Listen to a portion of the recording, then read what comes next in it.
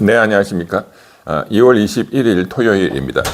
드디어 미 연방 대법원이 트럼프 대통령이 부과한 국제 비상경제권한법에 따른 상호관세 25%에 대해서 헌법 위반이다, 위헌 무효 판결을 때렸습니다. 예상보다 한 2달 정도 늦어진 감이 있죠.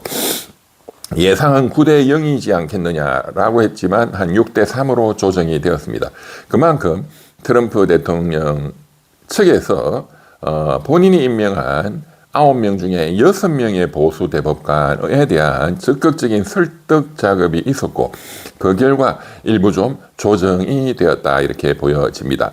그렇기 때문에 그 시간이 한 2달 정도가 또 연기가 되었다.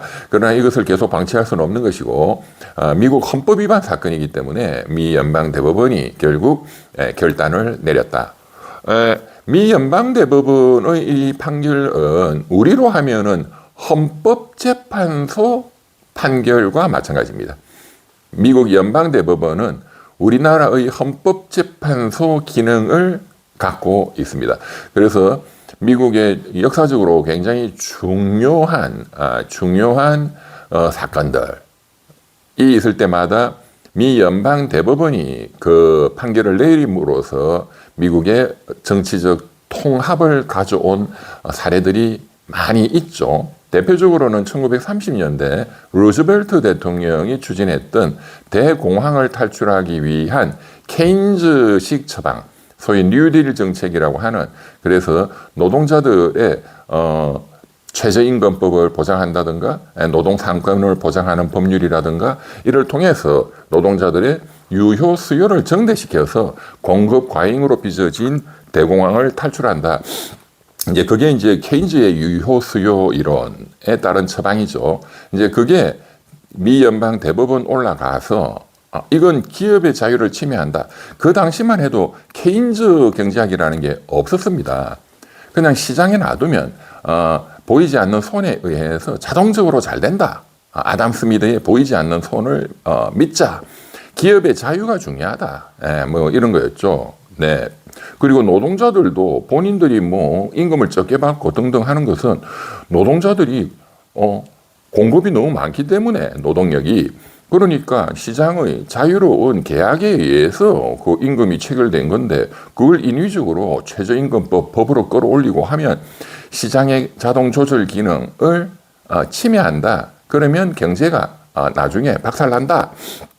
이게 아담 스미드의 국부론 교리다라고 거짓된 교리를 유포했고, 그것이 그 당시에는 그게 진리처럼 받아들여졌죠. 연방 대법관들도. 그래서 그런 노동3법 뭐 이런 거 안 된다, 무효다 했는데, 사실 아담 스미드는 여러분들이 이제 이병철의 정치경제학 강의 1, 2, 3, 4를 들어보신 분들은 이제 알고 계시죠. 아담 스미드는 자유시장 경제 질서가 존립하기 위해서는 독과점이 있어서는 안 된다.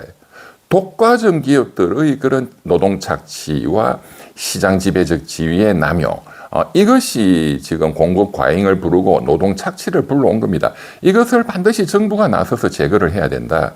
그래서 도덕 감정론에서는 정부는 그런 노동자 농민들의 그런 슬픈 현실을 외면해서는 안 된다. 적극적으로 나서서 연민 심퍼시를 가지고 그들을 도와야 사회가 유지가 된다. 그리고 지배계층 스스로를 돌아보는 자기 반성, 자기 객관화, impartial spectator, 편향되지 아니한 공정한 관찰자 기능을 함으로써 그게 미 연방 대법원, 루즈벨트 대통령, 이런 정부와 법원, 이런 의회는 그런 약자를 돌보는 그런 자기 객관화를 해야 된다라고 사실은 아담 스미드가 가르쳤던 것입니다.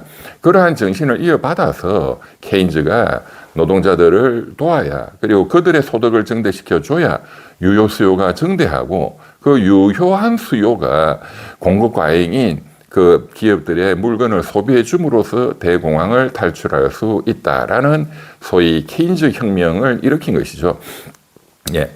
그때 드디어 미 연방 대법관이 마음을 고쳐먹고 노동자 편에 케인즈 이론에 손을 들어줌으로써 소위 뉴딜 정책, 루즈벨트 정책이 이제 법으로 시행이 되었던 겁니다. 그것이 가장 대표적인 미 연방 대법원이 미국의 위기를 구출했던 대표적 판결입니다.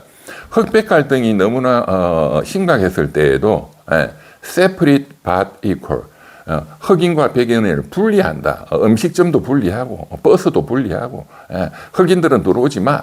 그렇지만 but equal, 평등하게는 해줄게. 이거는 말도 안 되는 소리다.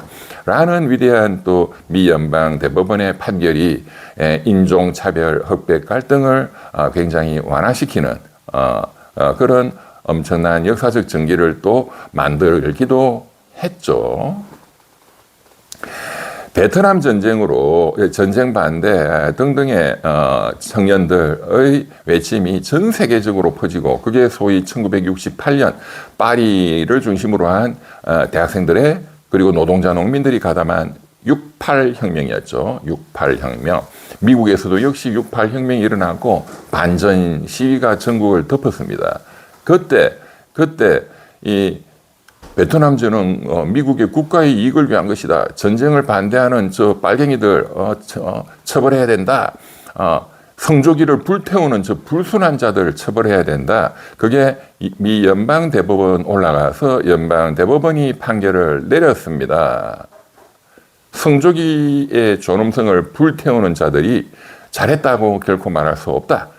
그러나 그 자들에 대해서 정부가 감옥소에 보내는 것은 바람직하지 않다. 성조기를 불태우는 자들을 비난하는 조국을 USA 조국을 사랑하는 시민들은 본인의 성조기를 가슴속에서 꺼내들고 외쳐라. 본인의 성조기를 외쳐라. 그것이 미국 수정헌법 제1조 정치적 표현의 자유가 보장하는 그리고 이 위대한 미국이 나아가야 될 길이다. 형사처벌이 능사가 아니다. 표현의 자유를 존중하고 각자의 의사표현을 함으로써 미국이 더 위대해질 수 있다는 역사적인 판결이었습니다. 네. 오늘 새벽에 지금 이 특종 급보로 전해진 미 연방 대법원의 이 판결도 아마도 세계 경제사에 그리고 미국 경제사, 미국 발전사의 위대한 판결로 기록될 것 같습니다. 네. 헌법 위반이라는 겁니다. 트럼프의 상호 관세는. 왜 헌법 위반이냐? 네. 제가 작년 6월 3일 대통령 선거 직후 이제 이재명 대통령이 출범한 이후부터 제가 대한민국에서 가장 최초로 수도 없이 이 미국 연방 대법원에서 위헌 무효 판결이 날 것이니까 너무 우리가 조급하게 이 미국이 요구하는 상호 관세 거기에 따른 대미 투자 돈을 500조 가까이를 내놔라. 여기에 조급하게 대응할 필요가 없다. 성실하게 대응하되 시간을 끌어야 한다. 라고 말했던 것이 바로 이 이유 때문이었습니다. 어떤 국내 언론도 이걸 다루지 않았습니다. 저 혼자 한겨레 TV, 뉴스토마토, 백운기의 정어리 TV, 스픽스 등등에 나가서 이 문제를 알렸고, 그리고 드디어 이제 미국 워싱턴 DC 항소심, 연방 항소심 제2심 법원도 1심과 마찬가지로 만장일치로 트럼프의 상호 관세는 미국 수정헌법 위반이다라는 판결이 작년 10월 달 경에 나옴으로써 비로소 한국 언론이 이제 보도를 하기 시작했죠. 그렇지만 언론의 보도의 양은 너무나 빈약하고 더더구나 소위 진보 유튜브라고 하는 뭐 뉴스공장이나 매볼쇼 등등등등은 경제에 대해서 너무 모르니까 이건 역시도 그렇게 다루지 않습니다. 그러니까 우리 국민들은 당연히 더 모르시죠.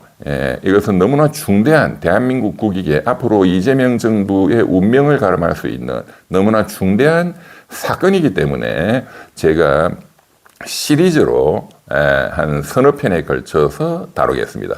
그리고 이것이 갖는 그 이론적 배경, 철학적 배경은 아담 스미드의 국부론에서 출발한다. 그리고 위대한 케인즈의 일반 이론에서 출발한다. 위대한 케인즈의 평화의 경제적 귀결이라고 하는 그 논문에서 출발한다. 자유무역의 정신이 결국은 승리한 것이 보호무역으로 가서는 안 된다. 자유무역이 미국뿐만 아니라 한국 그리고 중국, 일본 모든 전 세계의 평화와 번영을 가져다 줄 수 있다는 예언을 이미 1776년 국부론에서 아담 스미드가 예언했고, 그리고 1918년 1차 대전이 끝나고 전쟁 이후에 수습하기 위한 성전국들, 미국, 영국, 프랑스, 패전국, 독일, 베르사유 조약의 결과 너무나 가혹한 독일의 전장 배상금을 요구하자 다시 전쟁을 독일이 준비할 것이다. 독일에는 독재자가 나타날 것이다. 나타났죠. 히틀러 제2차 대전. 그것을 정확하게 예언한 케인즈의 위대한 그 논문, 평화의 경제적 귀결. 평화를 추구하는 듯 보였지만 베르사유 조약이 그것이 경제적으로 너무나 막대한 배상금을 독일에 요구함으로써 그 귀결은 어떻게 되느냐? 어마어마한 살인적인 하이퍼 인플레이션이 발생할 것이고 독재자를 독일 민중들이 환호할 것이고 2차 대전이 터질 것이다 라는 그 케인즈의 예언이 들어맞았죠.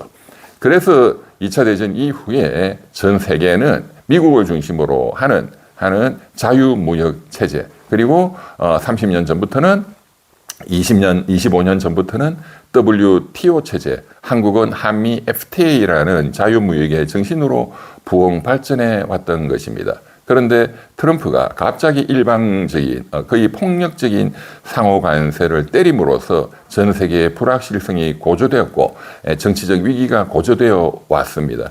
미 연방 대법원이 이 문제에 제동을 걸었고, 그리고 아담 스미드의 정신으로, 케인즈의 정신으로 돌아가야 한다라는 위대한 판결을 내린 것입니다. 이 판결의 위대한 그 의미를 경제학적으로, 법 철학적으로, 그리고 미국 법, 미국의 그런 무역법이라는 관점에서 분석해 보고 대한민국에 어떠한 영향을 미치고 대한민국 정부는, 이재명 정부는 어떻게 대처해 나가야 할 것인지를 분석해 보겠습니다. 코스피 5천으로 환호할 때가 아닙니다. 이것이 한 방에 4천으로 떨어질 수 있는 너무나도 위험한 상황, 새로운 불확실성이 또 발생했습니다. 왜? 트럼프는 새로운 관세를 예고했습니다. 이어집니다.